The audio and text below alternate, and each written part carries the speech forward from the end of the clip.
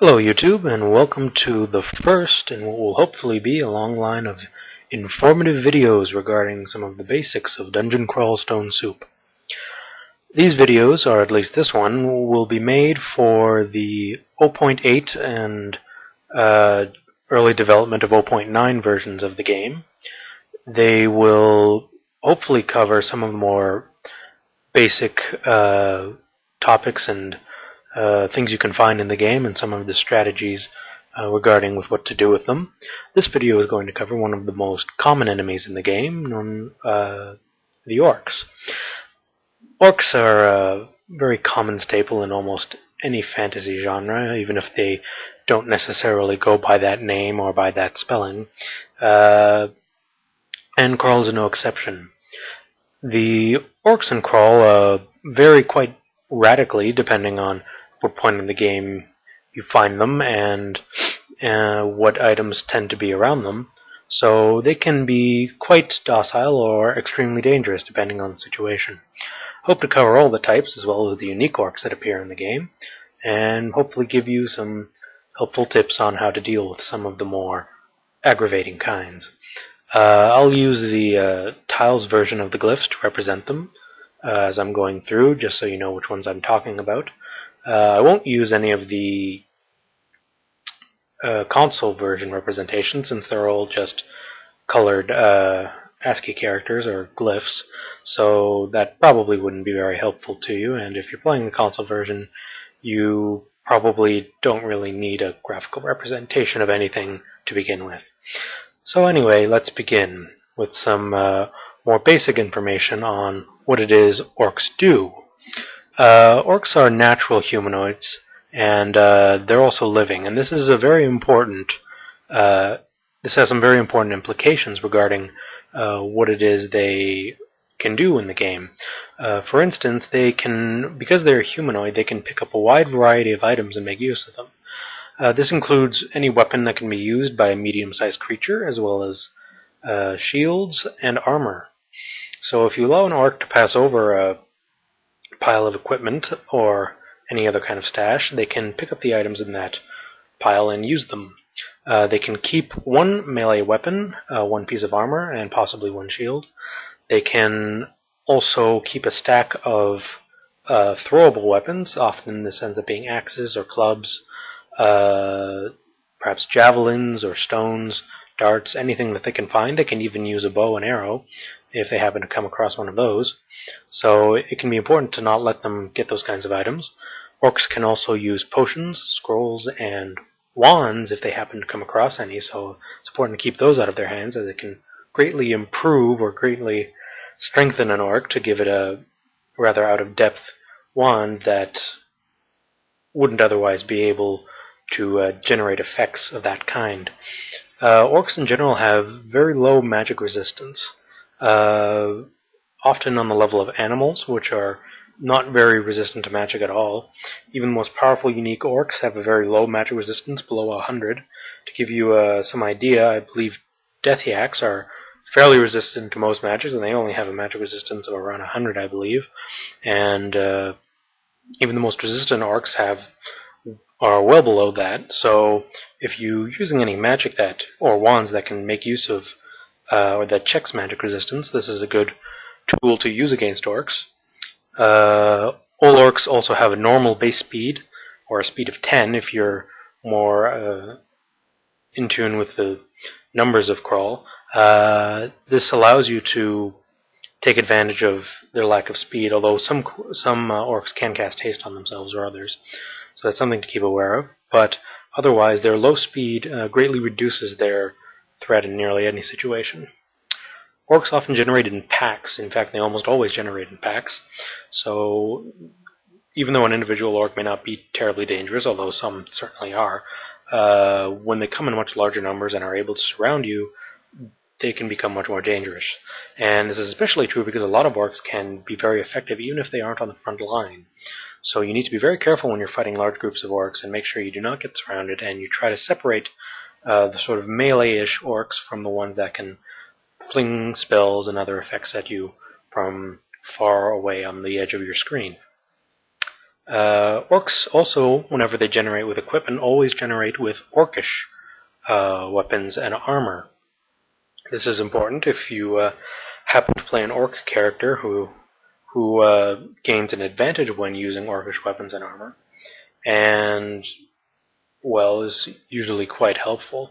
Many Orcs generate with some sort of equipment, and for that reason, even if you're not playing an Orcish character, you can find that you may gain some useful equipment by defeating some of these Orcs.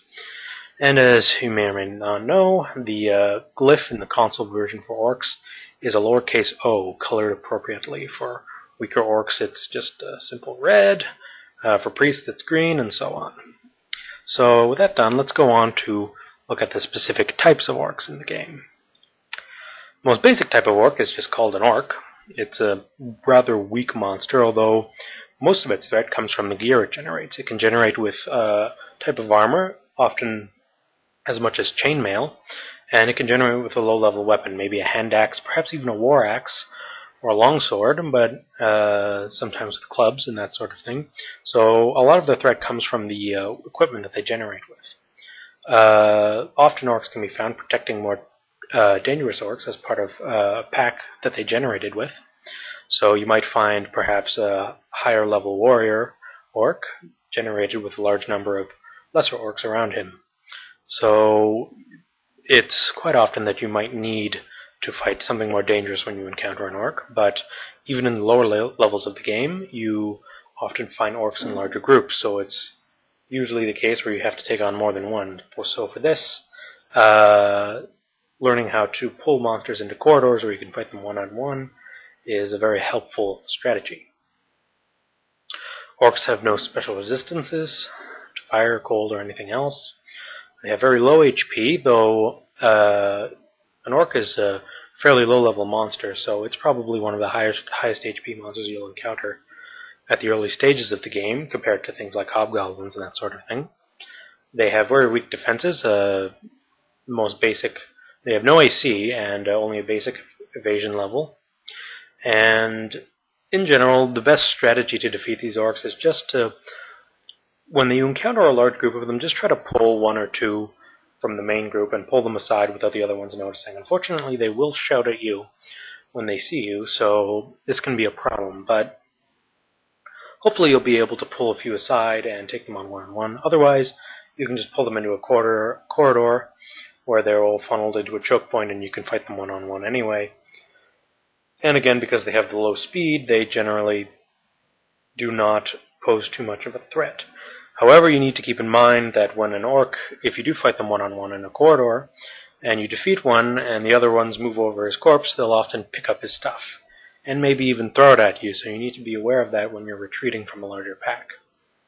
But other than that, they shouldn't pose too much of a problem, unless of course you let them get their hands on a wand of draining or something like that. But assuming you don't do that, you should be in the clear. Next type of Orc I'd like to talk about is the Orc Wizard. He's one of the earliest spellcasting monsters you'll encounter in the game, and is quite dangerous. He comes with a dynamic spell list, which means that he can generate with a number of different spells, and the list of spells he doesn't always have the same, but the individual sets themselves are always static. So once you've seen a particular spell on his list, you might be able to figure out exactly what his other spells are.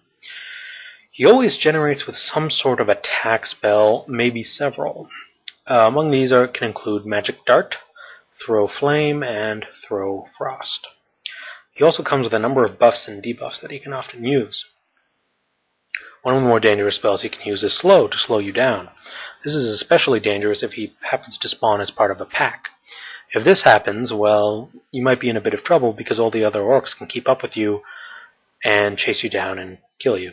So you want to be careful if he's able to cast Slow. He can also cast Confuse, which has the similar problem. If you do get confused, try quaffing a potion of healing in order to get rid of the confusion and get out of the situation as quickly as you can. They can also cast Haste on themselves, which is fairly dangerous because they have a very large attack power as a result of their offensive spells.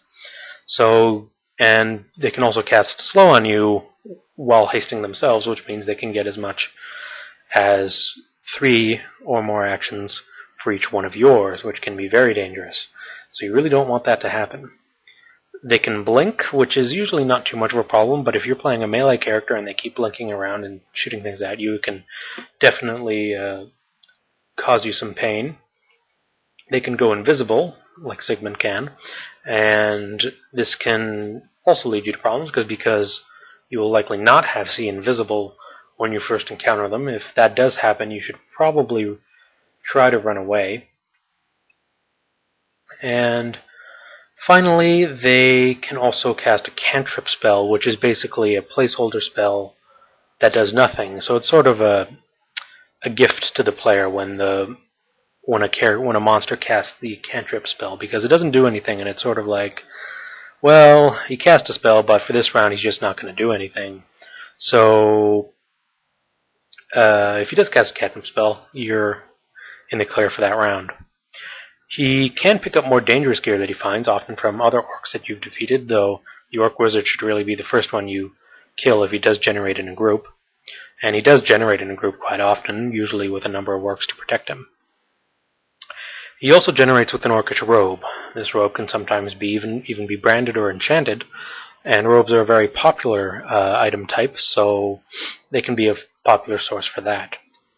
Orc Wizards do not have any special resistances of any kind. They have low HP, though it's higher than a regular orc, rather paradoxically. They have weak defenses, aside from whatever gear they may have. And you should probably have some sort of a special or ranged attack to use against them, because they'll often move around or be invisible and blink around, so it can be hard to keep them in melee range. However, if you do keep them in melee range, they're less likely to cast their spells, and more likely to use their rather weak melee attack against you. This is usually preferable, even if they are carrying a weapon of some kind. You can try to draw them away from the group that they spawn with, but more likely you'll probably end up drawing the group away from them, which is just as good, really. But otherwise, they should really be your priority when facing them in the early game, because they're probably one of the more dangerous things you can encounter. Next monster I'd like to talk about is the Orc Priest. You're probably familiar with the Orc Priest. He's one of the more infamous monsters in Grawl, and for good reason. He's a spellcasting monster like the Wizard, but his spell list is fixed. He does not have a randomly generated spell list like the Wizard. He has a very specific one. You'll know exactly what spells he has as soon as he's made. Spell list contains Pain, which is a necromancy spell. If you've played any necromancers, you're probably familiar with them. It will check against your magic resistance, and if it succeeds, you'll suffer a small amount of damage. This isn't resisted by evasion or AC, but only by magic resistance. As well, if you're some sort of undead, you are immune to pain and therefore won't take any damage from that. They also have a cantrip spell, which I mentioned before as a sort of giveaway. They have a minor healing spell, so they can heal themselves when they've taken damage, which is very irritating, especially if they happen to pick up some sort of heavy piece of armor. And they have the infamous smiting spell, which can do 7 to 17 irresistible damage. There is no way to resist this, so once they cast it on you, you just take the damage. So you really need to be careful when fighting these guys, because they can do a lot of damage to even the toughest characters. The only way to resist smiting damage is with the Deep Dwarves' natural damage shaving, but the damage shaving will still result in you taking quite a bit of damage in most cases, so you need to be careful, though it's very helpful in that regard. No other form of protection can help against smiting. The only way to avoid getting smote is to either get out of its line of sight or to kill it. So it's one of the more difficult monsters to deal with. This is particularly difficult because they can smite you from behind a line of other orcs. So even if they're not directly in your line of fire and there's other orcs in the way, they can still hit you, which is what makes them so dangerous. But it's important to learn how to deal with these monsters because they are not the only kind of monster that has the smiting spell. So it's a good lesson to learn how to deal with this sort of thing early on. They often generate with gear, usually on the order of that which orcs generate with, and anything inferior they have they will replace with anything better they find, often off the bodies of their fallen comrades. The Orc Priest is also flagged as evil because he has the Necromancy Pain spell.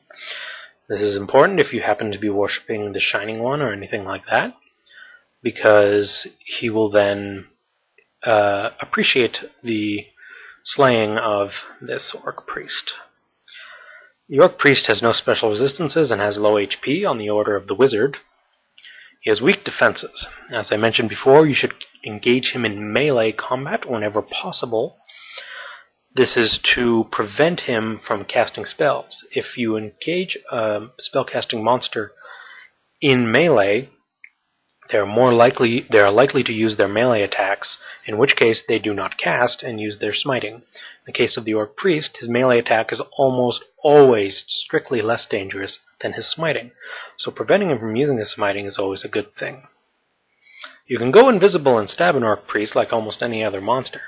However, when an Orc Priest can't see you, he defaults to fewer actions, and he's much more likely to heal himself while he's invisible.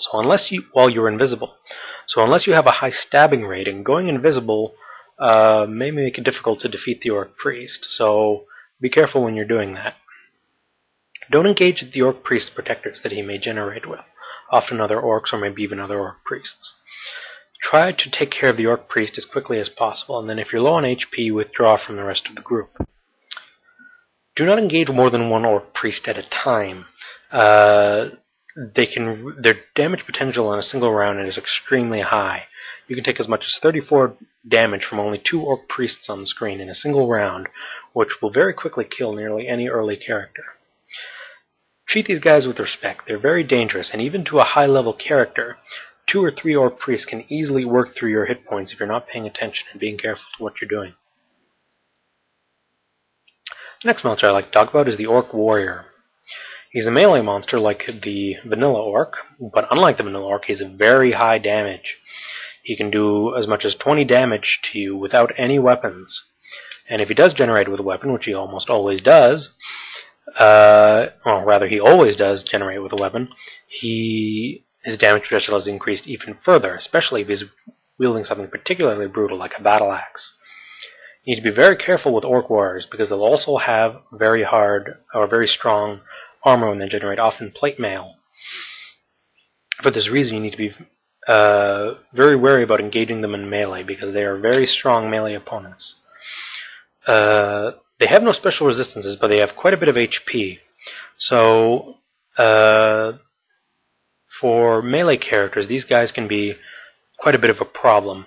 I'd suggest doing something like going berserk or using Okawaru's heroism if you have it available to you. Otherwise, try to drink a potion of might or speed if you're a very low character and don't have much of a chance of attacking them. Otherwise, you should try to use some sort of ranged attack. Poison works well against them because you can kite them around while the poison takes care of their hit points. You should be willing to use wands against them, particularly the stronger ones, especially if you're a weak character who doesn't have much of a chance of standing many rounds against an Orc Warrior. Remember, the base damage of a monster is equal to its own damage plus the damage of whatever weapon it's wielding. The Orc Warrior has a base damage of 20, which means it can do as much as 20 damage to you. If it's wielding something like, say, a scimitar with a base damage of 11, it can deal as much as 31 damage to you in a single round. And it can attack you more than once if your attack speed happens to be slower. Also, if they throw a weapon at you, their base damage of 20 is applied to that thrown weapon. So no matter what they're doing, they can be very dangerous, and be very wary of them. Fortunately, if you do defeat an Orc Warrior, they'll often drop whatever gear they're wearing, so you can now take advantage of the good weapon and armor that they happen to have had. This can be very helpful for low-level characters who are taking the route of melee combat or just happen to want a weapon for later on. Next monster type is the Orc Knight. Like the Orc Warrior, he is a melee monster, and again he has very high damage, even higher than that of an Orc Warrior. He again generates with very strong gear, and generates with a pack, but his pack is often a lot more powerful than that of the Orc Warrior, often with priests, wizards, and even other Orc Warriors. as part of his band. More importantly, he can buff lesser orcs with a war cry. This puts them into a frenzy and causes them to do more damage. This can be very dangerous if you get surrounded, so it's important to try to take care of the Orc Knight as quickly as possible before he gives a buff to his allies, and to keep him from renewing that buff. Fortunately, he has no special resistances, though he does have a high HP. He has weak defenses like almost any other orc, but again he generates the very strong equipment, so he might have a resistance of some kind because of his armor, and he probably has a very good weapon. You should use strong buffs in melee against him, especially if you happen to be a mid or low level character. If you're a low level character, you should definitely run away. Silence can prevent his war cries from functioning and can really help the course of the battle.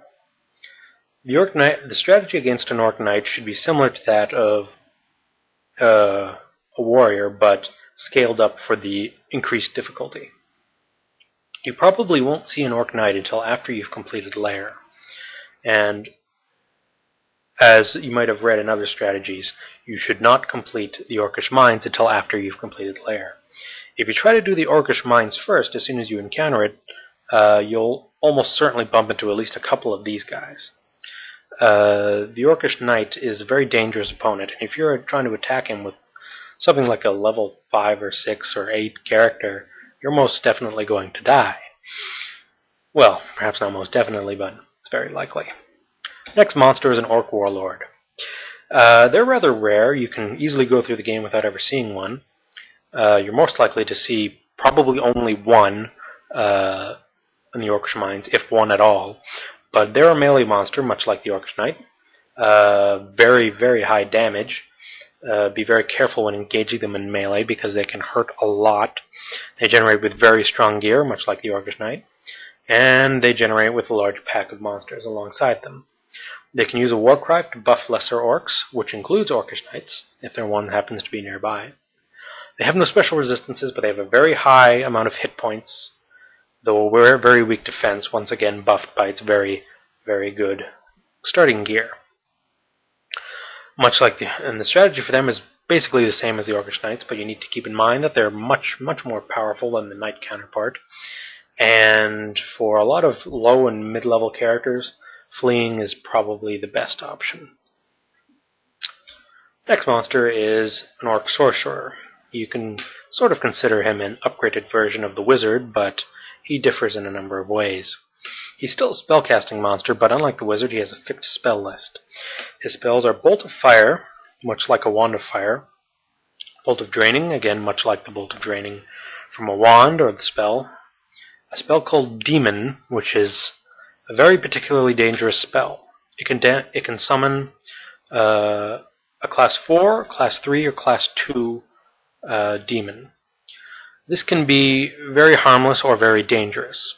On the one hand, you could summon something like Hellwig, for example, which won't do much to you, perhaps animate some dead or maybe even teleport you, but not generally very dangerous. Or it might summon something like a Hellion, which will cast Hellfire on you, or a Tormentor, which will cast Torment, two of the most dangerous spells in the game. For this reason, you should be very careful when fighting an Orc Sorcerer. He also has the Paralyze spell, which will prevent you from acting for a number of rounds if it happens to break through your magic resistance. This is extremely dangerous. I once lost a character who entered the site of an Orc Sorcerer for a single round. In that round, the Orc Sorcerer paralyzed my character, then summoned a Hellion, which promptly hellfired me to death. So it was a single round, well, it wasn't a single round kill, but it was basically an instant kill as soon as I saw the Orc Sorcerer and didn't have a chance to do anything. So be extremely careful when engaging these things, and if you don't have any magic resistance, you should probably keep away. They can also cast Animate Dead, which, because they're often found with other orcs, can be quite a problem, because all of the orcs you just killed will just get up and continue fighting you again. Though if you're engaging Orc Sorcerer, the lesser orcs are probably not too much of a threat. And they can also teleport themselves, which they tend to like to do once they become severely injured. They can pick up more dangerous gear that they find and use it, but they generally generate with a robe, which is pretty good because it's often enchanted and perhaps even branded, so they're a good source of that. Because of their evil spells, they're also considered to be an evil monster, so the Shining One will appreciate their destruction. Orc Sorcerers have the first level of fire resistance, which means they reduce all fire damage they take by 50%. Something to keep in mind when fighting them. They have a medium amount of HP and a fairly decent amount of defense even before their equipment is taken into account. When you're fighting an Orc Sorcerer, it is very suggestive that you have some sort of protection against ranged attacks. A shield won't protect you from his bolts, but repel missiles and deflect missiles will help a lot. A high amount of evasion will help, as will resistance to fire or resistance to negative energy to help against their bolts. Using Abjuration against an Orc Sorcerer is very helpful once he starts summoning things, though you should only use Abjuration if he summons something particularly dangerous. If he summons a lesser demon that you think you can deal with, lay off on the Abjuration and focus on killing the Orc Sorcerer before he does anything more. You can also use Silence to prevent the Orc Sorcerer from casting any spells, in which case he becomes much less dangerous. As with any spellcasting monster, if you engage him in melee, you can prevent him from casting his host of, or make it less likely that he'll cast one of his host of rather dangerous spells, so getting in close with him can be a good idea. The next monster I'd like to talk about is the Orc High Priest. Consider him an upgraded version of the regular Orc Priest, and for that reason you should be very concerned if you see one. If you happen to go to the Orcish Mines and go down to the 4th layer of the Orcish Mines, you'll probably see more than a couple of them while exploring that layer. Unfortunately, they also happen to be guarding the shops that are there, so you're going to have to find some way to deal with them.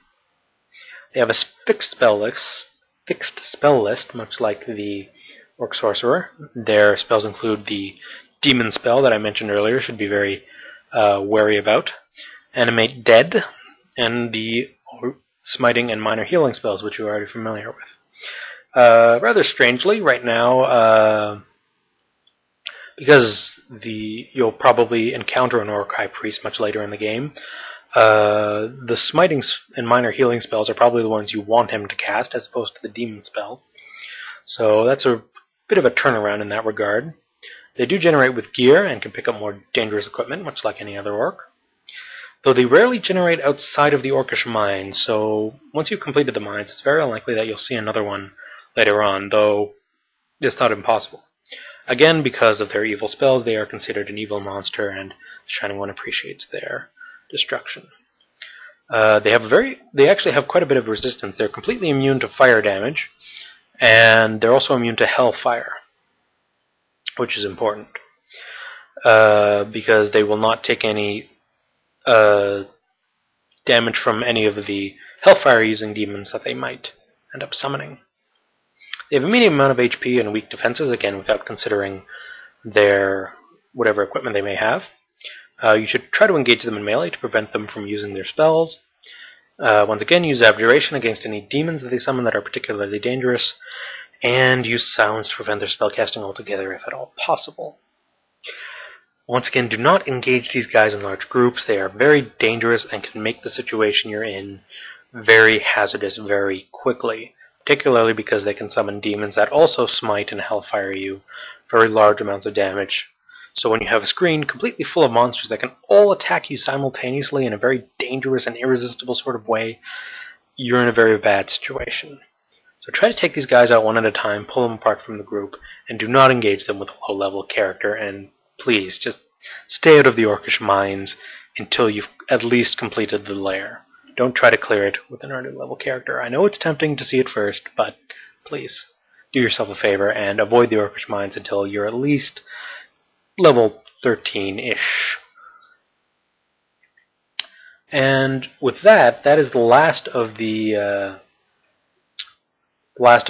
randomly generated Orc monsters. And now I'm going to talk about the unique Orc monsters that can appear in the game, of which there are 4. Some of them you've probably already seen before. First is Blork the Orc.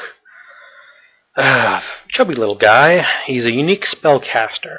He has a fixed spell list, which consists of cantrip, Again, that's the spell that does nothing, sort of a free turn for you. He has Magic Dart, as well as Throw Frost and Throw Flame.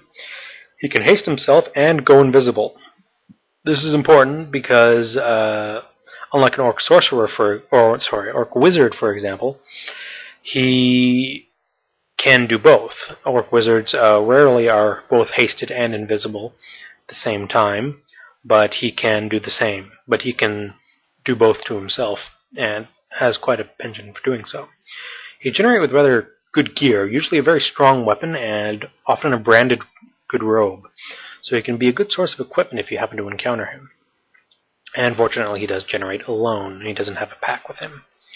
He has no special resistance, a medium amount of HP, 32. Weak defenses, not counting whatever gear he happens to have. And it's highly suggested that you be willing to use strong wands, potions, and invocations against him. He can very quickly do a large amount of damage to you, particularly since he has both Throw Frost and Throw Flame, and you probably don't resist both of them. You should not allow him to buff himself up fully with haste and invisibility, because he can become very dangerous in that regard. Kill him as quickly as you can, and if he becomes too magically inclined, you should flee until his buffs disappear. Next monster I'd like to talk about is another unique monster called Urug. He has no spells, which is fortunate, makes him much less dangerous, but he does generate with some interesting gear. A weapon, usually some armor, and he often has javelins, usually poisoned ones. He generates alone, but is usually not a problem. He's probably one of the weakest unique monsters you can encounter. He has no special resistances, quite a decent chunk of HP, 66. Considering he usually appears in the earlier parts of the game, this is quite a pretty big pile, so you'll need to be wary of that. When fighting him, poison resistance or repel missiles can be helpful to keep his javelins away, but he's typically less dangerous than a standard Orc Warrior, so by the time you find him, he's really not all that much of a problem. The next unique Orc is Nergalle, a unique spellcaster, almost a necromancer of some kind. She has a fixed spell list consisting of Bolt of Draining, special spell called Spectral Orcs, in which she summons a number of Spectral Orc Warriors, which can damage you and drain you. Their stats are similar to that of an Orc Warrior, so you should be wary of them. She has Dispel Undead, so if you are an undead character, that Dispel Undead spell, as long as it has a line of effect to you, as in nothing's in the way, can deal quite a decent chunk of irresistible damage to you, so be careful of that. He has Haste Other, which she'll cast on her summoned Spectral Orc Warriors, as well as Teleport Self, which she'll use to get away from a sticky situation. She can pick up more dangerous gear that she finds, but she generates with usually a decent robe that you might consider using if you happen to find. Nergalle resists Fire and Cold, has the first level of resistance to it, so we'll cut Fire and Cold damage it takes by half. Has a decent amount of HP, 60, which is fairly good for a summoner who probably won't get attacked very much, though she otherwise has weak defense, again not counting whatever equipment she has. You can use Abjuration to get rid of her summons, but her summons generally aren't too dangerous by the time you encounter her. They can drain you, which can be a problem, but assuming you have some other way of dealing with them, they shouldn't cause you too much peril. You can use Silence to prevent her from spellcasting at all, which again totally eliminates her threat. And again, don't focus on her summons. Try to take her out as quickly as possible, because if you start meleeing her summons, she'll just keep summoning more, and it's not really a battle you'll be able to win in that way. Wands are useful against her, but again, she resists Fire and Cold, which limits your options significantly. She has one of the higher amounts of magic resistance, so while magic resistance attacks are workable against her, they're probably not the best option unless you have a higher amount of spell power. Using a Wand of Confusion against her is probably not the best idea. The last unique orc is the most dangerous one, and it's known as Saint Roka. Usually appearing in the later stages of the game, she's a unique spellcaster with very high damage, higher than that of an Orc Warrior, plus whatever equipment she's wielding. She has a fixed spell list, only one spell, Smite, so it'll hit you no matter where you are on the screen, one way or another. Unlike Orc Priests, engaging him in melee does not decrease his damage potential, but rather increase it, so I'm afraid that strategy won't work in that regard. Generates a very strong gear, a weapon and a piece of armor, both usually very heavy, both usually branded and enchanted, so be careful, especially if he has one of the more dangerous kinds. And significantly, Saint Roka generates with a very large pack of orcs of various types, so be prepared to deal with a very large crowd. Despite not having any evil spells, Saint Roka is considered to be evil, and thus the Shining One appreciates his destruction. Saint Roka has no special resistances, but has a very high amount of HP, 200. So if that isn't an amount of HP you think you can work through quickly, do not try to engage Saint Roka. He has weak defenses, like any orc, and again, not including whatever armor he's wearing. Good strategies include trying to break up his band. Fighting all of his band at once can be very dangerous, so try to maybe pull off a few from his group and fight them a few at a time, or maybe wake up his group and then teleport away, or run away, wait a while and then come back when they've spread out across the map a bit more. Try to use some damage over time spells against him. By the time you encounter them, you'll probably have something like Poison Arrow or Sticky Flame at your disposal. Throw them at him, and then get out of sight and let it do its magic. Once you think it's run out, go find him again and hit him once more, and once again get out of the way. As long as you're in line of sight of Saint Roka, he can damage you. So if you have a low amount of HP, staying out of sight is very important. Most wands will not be sufficient for dealing with Saint Roka. While Bolt of Fire and Bolt of Cold might have been a good way out of most situations for the early parts of the game, by the time you encounter something like Saint Roka, their usefulness has dipped off significantly. And again, keep in mind that whatever armor he's wearing may be branded, so he'll probably have a resistance of some kind. Fire, cold, or perhaps even resistance to negative energy, in which case he's also immune to pain and agony. He might also be immune to poison if he happens to have resistant to poison if he happens to have armor or resist poison. He's generally the most dangerous orc you can encounter, and is one of the more dangerous uniques in general, so be very wary when fighting him. But other than that, that's all of the orcs in the game.